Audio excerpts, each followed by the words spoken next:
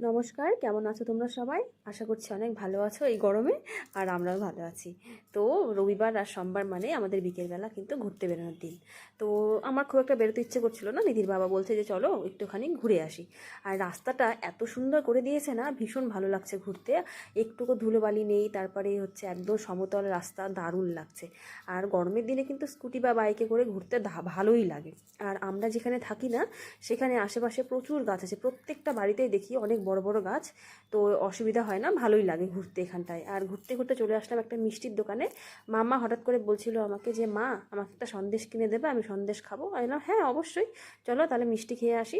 এই যে একটা মিষ্টির দোকানে চলে আসলাম, এটা হচ্ছে মধ্যমগ্রামে একটা বিখ্যাত মিষ্টির দোকান, ভীষণ টেস্টি এই দোকানের মিষ্টি। মাম্মাকে একটা সন্দেশ কিনে দিলাম, দেখছিলাম যে কী কী মিষ্টি আছে, কী কী মিষ্টি খাওয়া যায়।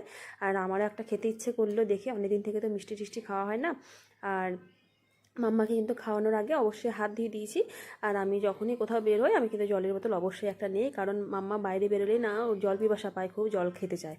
আর আমিও নিয়ে নিলাম এই মিষ্টিটা, খুব ভালো ছিল খেতে, অসাধারণ লাগছিল খেতে। একটা মিষ্টি খেলাম, মন ভরে গেল। তারপরে আর একটু ঘুরতে ঘুরতে চলে আসলাম একটা কসমেটিক্সের দোকানে, আমার কিছু নেওয়ার ছিল। আর মাম্মা এখানে একটা ফ্রুটি খাচ্ছিল। আর পাশে একটা নার্সারি ছিল, তো নার্সারি থেকে একটা ফুলের গাছ নিলাম। গাছগুলো দেখে তো মনে হচ্ছে সবগুলোই তুলে নিয়ে চলে যাই, কিন্তু এখন অন্য কোনো গাছ নেব না। শুধু গাছ তো নিলে হবে না, তার যথাযথ যত্নেরও দরকার। যত্নেরা হবে, যখন গাছগুলো মরে যায় তখন ভীষণ খারাপ লাগে। তারপরে চলে আসলাম স্যালনে। নিধির বাবা হচ্ছে একটু চুল কাটবে, তো বলছিল যে দিনের বেলা যে রোদ থাকে বেরোনো যায় না, রাত্রিবেলায় কেটে চলে যায়।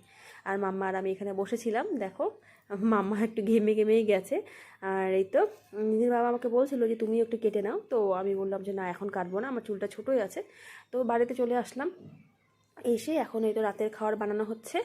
আর আমরা কিন্তু বাইরের খাবারটা একটু অ্যাভয়েড করছি। তো যাই হোক, এই যে এখন খাওয়া হবে হচ্ছে রাতের রান্না হচ্ছে ডিম তড়কা আর রুটি। ডিম তড়কাটা বানালো নিধির বাবা, আর রুটি বানাচ্ছি আমি। আর নিধির বাবা কিন্তু আমাকে সারাক্ষণ মানে কিছু না কিছুতে হেল্প করতে থাকে। রান্নাঘরে তো অবশ্যই হেল্প করে, কারণ রান্না করতে ওর ভালো লাগে।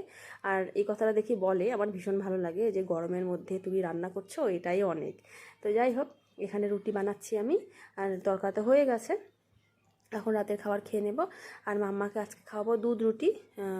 একটা সন্দেশ খেয়েছিল, তো খেতে চাইছিল না কিছুতে। আমি ভাবলাম যে রাত্রিবেলা আর হালকা পাতলা একটু দুধ রুটি খাইয়ে দেবো। আর এখন আমরা খেয়ে নেব। একটু পেঁয়াজ লঙ্কা সব কেটে নিয়েছি। আর ডিম তরকাটা দেখে ভালোই লাগছে, দারুণ গন্ধ বেরোচ্ছিল। আর এই তরকাটা বালুরঘাট থেকে আমার দিদি পাঠিয়েছিল, তরকার প্যাকেটটা, ওদের দোকান আছে। দারুণ তরকাটা, খুব টেস্টি। আর নিধির বাবা যখন বাড়িতে থাকে তখন কিন্তু আমরা সারাক্ষণ একসঙ্গেই খাই। আর ও যখন সার্ভ করে বা খাবারটা দেয়, আমাকেই প্রথমে দেবে, বলবে যে তুমি আগে খাবে তারপরে আমি খাবো। জানি না কেন এটা করে। তো যাই হোক, তরকাটা কিন্তু দারুণ দারুণ টেস্ট হয়েছিল।